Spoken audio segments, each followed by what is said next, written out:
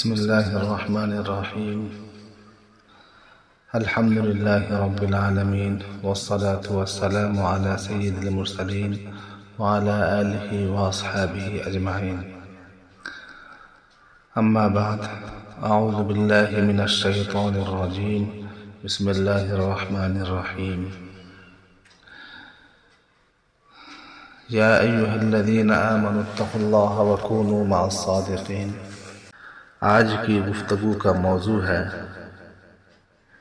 علماء اور اہل علم کے لیے سب سے مؤثر چیز۔ اللہ تعالیٰ فرماتے ہیں کہ اے ایمان والو، اللہ سے ڈرو، تقوی اختیار کرو اور سچوں کے ساتھ رہو۔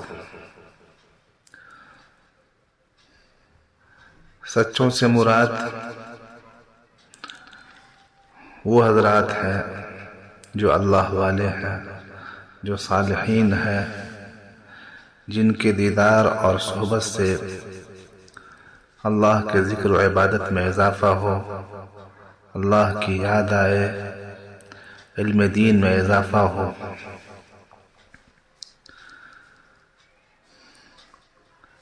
حضرت عبداللہ ابن عباس رضی اللہ تعالیٰ عنہما سے روایت ہے، فرماتے ہیں قیل یا رسول اللہ صلی اللہ علیہ وسلم ای جلسائنا خیر؟ قال من ذکرکم اللہ رؤیته وزاد فی علمکم منطقه وذکرکم بالآخرہ۔ حضرت عبداللہ ابن عباس رضی اللہ تعالی عنہم اجمعین سے روایت ہے، فرماتے ہیں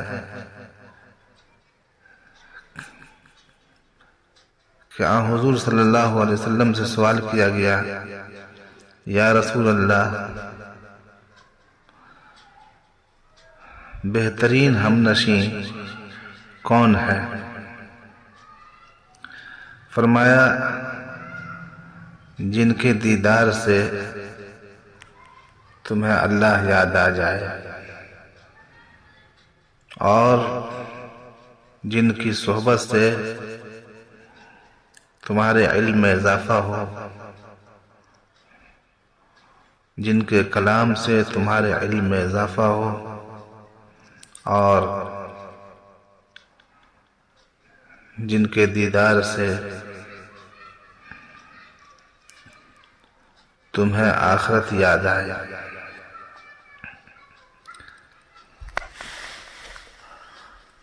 حضرت عبداللہ ابن مسعود رضی اللہ تعالیٰ عنہ فرماتے ہیں المتقون سادہ،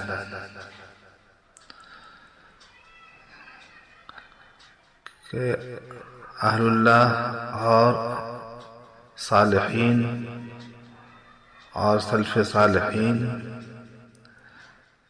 اور بزرگان دین، یہی حضرات صحیح راہبر ہیں۔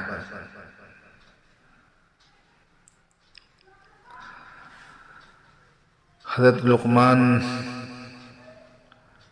حکیم نے اپنے بیٹے سے نصیحت کرتے ہوئے فرمایا، یا بنی علیک بمجالست العلماء، اے بیٹے تم علماء کی مجلس کو اختیار کرنا، علماء کی مجلس میں ضرور جانا، وہ علماء جو صالحین میں سے ہیں، اہل حق ہیں۔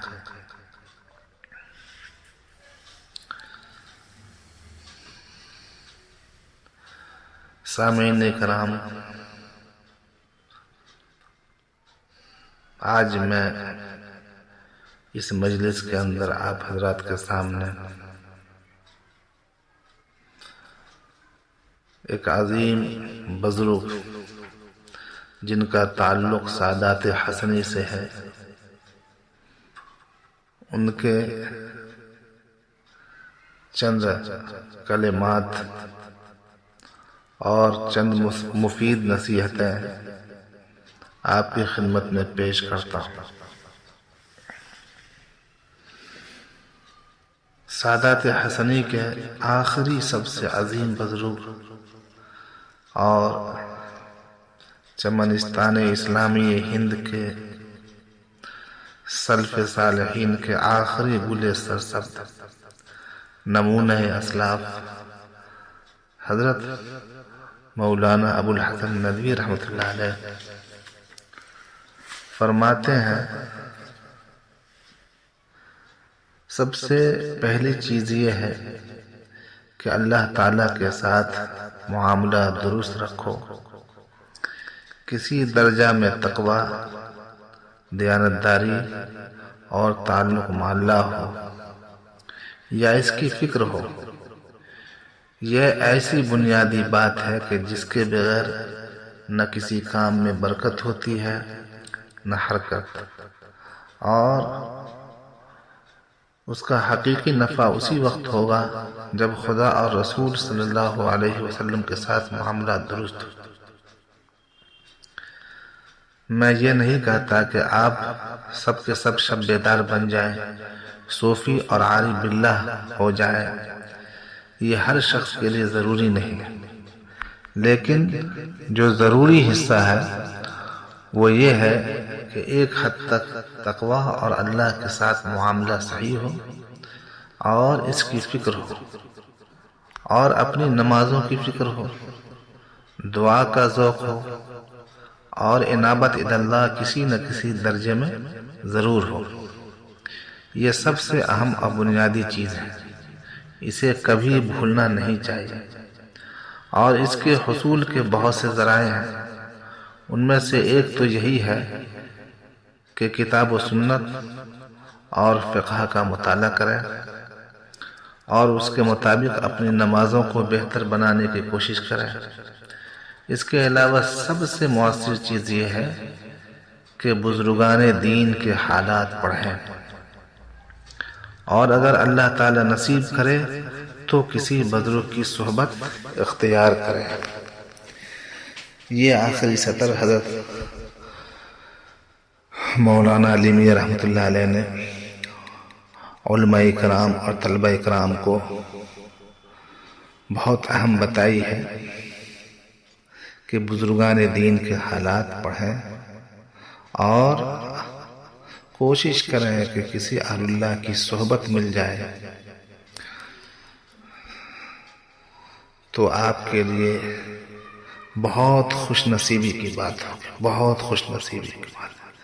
آپ کا علم اور عمل سب مقبول ہو جائے گا، آپ اپنے لیے بھی مفید اور امت کے لیے بھی مفید ہوں گے، اور آپ کی باتوں میں تاثیر آ جائے گی، آپ کی باتوں میں تاثیر آ جائے گی۔ حضرت فرماتے ہیں، ایک نہایت ضروری اور اہم بات جو بہت تجربہ کی ہے وہ یہ کہ میں نے بھی کتابیں پڑھی ہیں، اسلام کے مذاہب اربع، اور ان سے باہر نکل کر تقابلی مطالعہ کیا ہے۔ شاید کم ہی لوگوں نے اس طرح کا مطالعہ کیا۔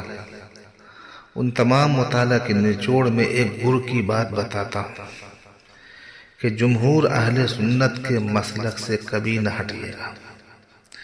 اس کو لکھ لیجئے، چاہے آپ کا دماغ کچھ بھی بتائے، آپ کی ذہنیت آپ کو کہیں بھی لے جائے، کیسی ہی قبیل دلیل پائے، جمہور کے مسلک سے نہ ہٹیے۔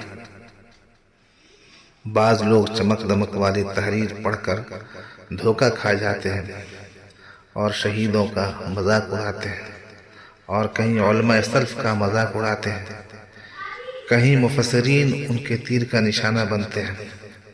لہذا مسلک جمہور سے اپنے کو وابستہ رکھیے، اس کا بڑا فائدہ ہوگا، اللہ کی خاص عنایت ہوگی، اس کی نصرت اور برکت ہوگی، اور حسن خاتمہ بھی ہوگا۔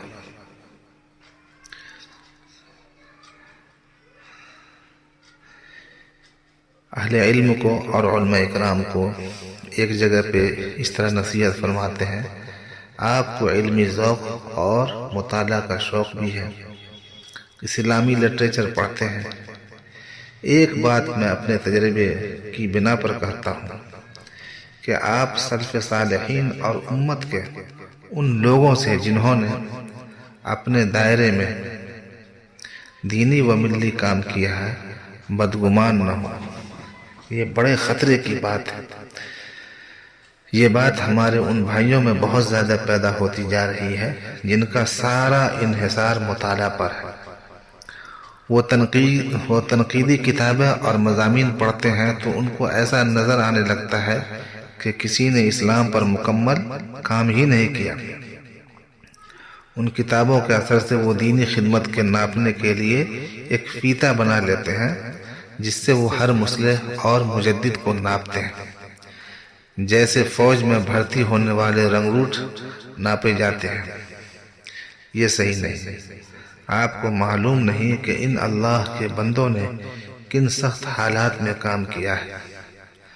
میں صاف کہتا ہوں کہ اسلام اب جو دنیا میں محفوظ اور زندہ ہے اس میں سب کا حصہ ہے۔ محدثین، فقہاء، صلحاء امت، اولیاء اللہ رحمہم اللہ، سب کا اس میں حصہ ہے۔ اگر کوئی یہ کہے کہ امام ابو حنیفہ رحمۃ اللہ علیہ کیا کرتے تھے، نماز روزے کے مسائل بتاتے تھے، انہیں تو اسلامی خلافت و سلطنت قائم کرنی چاہیے، تو صاحب خلافت تو قائم ہو جاتی، لیکن آپ کو نماز پڑھنا کون سکھاتا؟ اور وہ خلافت کس کام کی جس میں نماز پڑھنا کسی کو نہ آتا ہو؟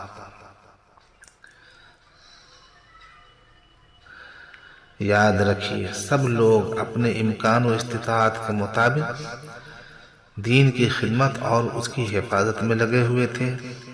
کوئی واعظ کہہ رہا تھا، کوئی تقریر کر رہا تھا، اور کوئی حدیث پڑھا رہا تھا، کوئی فتوے دے رہا تھا، اور کوئی کتابیں لکھ رہا تھا۔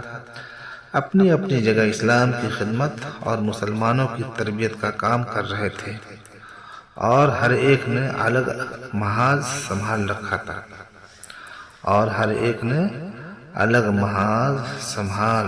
تھا اس لیے اپنے اسلاف پر بھی اعتماد کریں اور ان کی قدر کریں، اور ان کے علوم سے، فیوز سے فائدہ اٹھائیں، اور جو موجودہ زمانے میں آپ کے اہل حق علماء کرام ہیں، صالح علماء کرام ہیں، جمہور علماء کرام ہیں، ان کا بھی احترام کریں، ان سے بھی استفادہ کریں، ان کی بھی قدر کریں، اور ان سے آگے نہ جائیں۔ اللہ تبارک و تعالی ہم سبوں کو حضرت رحمت اللہ علیہ کی ان نصیحتوں پر عمل کرنے کی توفیق عطا فرمائے۔ آمین یا رب العالمین، وصلی اللہ وسلم علی سیدنا محمد وعلی آلہ وصحبہ برحمتک یا ارحم الراحمین، والحمد للہ رب العالمین۔